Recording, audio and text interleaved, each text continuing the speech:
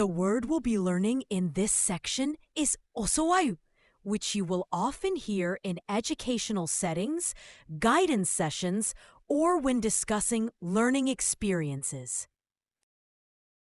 The word osowaru means to be taught or to learn from someone. It often indicates the act of receiving instruction or guidance from a teacher or mentor. This word implies a sense of being a learner in a situation where knowledge or skills are being transferred from one person to another. The first kanji means to teach or instruct and also relates to doctrine or learned systems. In everyday words, it shows the idea of passing knowledge along. For example, in kyoiku, where it gives the sense of organized teaching and study. It also appears in kyoshitsu, where it marks the place for instruction, literally a room for teaching.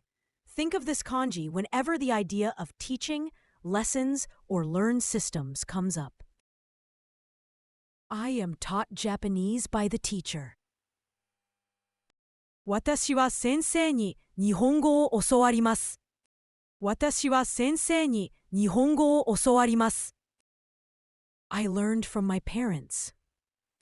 私は両親に教わりました。私は両親に教わりました。I learned mathematics in class. 私は授業で数学を教えわります。私は授業で数学を教えわります。I learned math from a friend. 私は友達から数学を教わりました。私は友達から数学を教わりました。The most common synonyms of the word osowaru are 教える and 習う.